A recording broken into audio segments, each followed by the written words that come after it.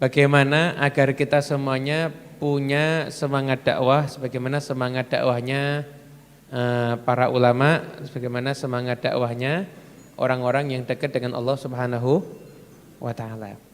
Jadi kalau kita itu lihat semangatnya para ulama, itu semangat dakwah yang luar biasa. Mereka itu punya motivasi yang kita enggak punya. Apa? Mereka tuh punya motivasi ingin berjuang untuk Nabi Muhammad SAW. Ketika orang itu berdakwah, motivasinya itu mahabbah, itu dakwahnya jadinya berkah. Dan jadinya dakwah itu bukan tak perlu semangat lagi, sudah itu jadi bagian daripada kehidupannya. Kenapa? Karena motivasinya adalah untuk ridha Allah dan ridhonya Rasulullah SAW. Dan orang itu kalau kira-kira ada orang berjuang untuk Allah, kira-kira Allah akan memperjuangkan dia apa enggak? Pasti intansurullaha yansurkum. Jika kalian menolong Allah, maksudnya menolong agama Allah, maka Allah pasti akan menolong kalian. Dulu ayahnya Habib Ali Al-Habsyi, namanya Habib Muhammad bin Husain Al-Habsyi. Kebetulan namanya sama kayak nama saya. Itu dulu Habib Muhammad itu semangat dakwahnya luar biasa. Habib Muhammad itu muridnya Habib Abdullah bin Husain bin Thahir yang nulis kitab Sulamut Taufik. Habib Muhammad tuh kalau diperintah sama gurunya, Muhammad berdakwah ke sini, itu langsung berangkat. Berangkat di sana tuh berdakwah sampai rapi, punya murid sana yang meneruskan dakwahnya, pulang ke rumah. Itu pernah beliau tuh perjalanan mau pulang ke rumah, di tengah jalan ketemu sama anak gurunya. Ini baru pulang loh ini dari perjalanan, belum ketemu keluarganya. Belum ketemu sama keluarganya, di tengah jalan ketemu sama anak gurunya. Kita ketemu, ahlan wa sahlan marhaban, selamat datang dan lain sebagainya. Tanya, kok kesini tumben ada perlu apa? Iya, saya sama suruh nyampaikan kalau ada tugas dakwah ke daerah ini. Oh iya, kamu segera ke rumah saya, istirahat di sana, saya langsung pergi ke sana untuk dakwah. Gak jadi ketemu keluarganya. Langsung pergi ke sana untuk dakwah dan nggak pernah mikir di sana mau tinggal di mana, hidupnya gimana, nggak pernah mikir begitu. Diperintah sama gurunya langsung segera berangkat. Anda tahu gurunya mendoakan apa? Ini Muhammad ini dakwahnya luar biasa. Semoga Allah memberikan keberkahan di keturunannya. Subhanallah, Habib Muhammad ini punya anak namanya Habib Husain. Habib Husain itu jadi mufti di Mekah.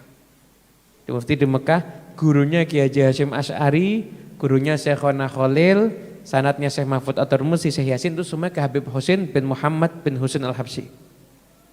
Punya anak lagi Habib Ali Al-Habsyi yang nulis Maulid Simtud Duror. Berkahnya juga luar biasa. Kenapa? Karena barokahnya dakwah. Nabi Muhammad itu kalau dakwah, Masya Allah, dakwahnya itu cerdas dan kreatif. Itu pernah masuk ke satu daerah, lihat ini yang petani ini mungkin belum bisa sholat yang benar ini. Beliau kumpulkan muridnya, petani diajak pengajian nggak mau, kumpulkan muridnya, waktunya petaninya kerja, muridnya disuruh menggantikan kerja. Muridnya disuruh nyawa, petani dipanggil, kamu nggak usah nyawa, murid saya yang kerja, ayo sekarang kamu saya ajarin. Diajari sampai bisa sholat, satu nanti tinggal lagi ke tempat yang lainnya. Itu. Jadi itu semangat dakwahnya kenapa? Untuk menyenangkan Allah dan Rasulullah SAW. Dan dakwah itu keberhasilannya bukan dengan hasilnya itu seperti apa, enggak. Dakwah itu dinyatakan sukses kalau kita sudah menjalani proses. Selesai. Ada nabi, nabi itu di dalam berdakwah, enggak punya umat sama sekali.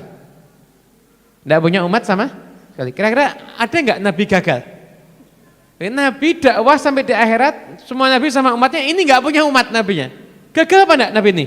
Enggak gagal, tapi sudah berproses, itu namanya dakwah.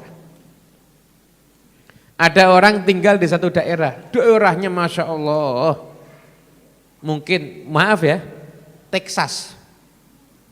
Wah, isinya macam-macam.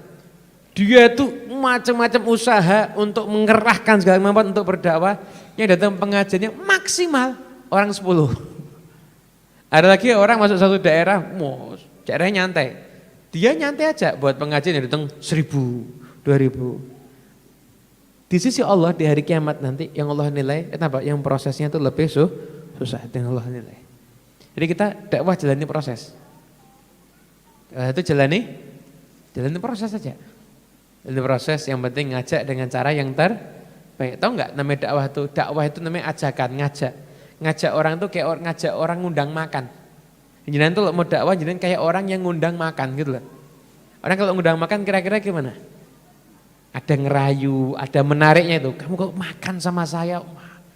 Gudeg buatan istri saya itu kalau kamu makan langsung kamu bisa terbang.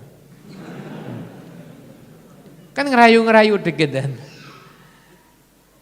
Itu mungkin.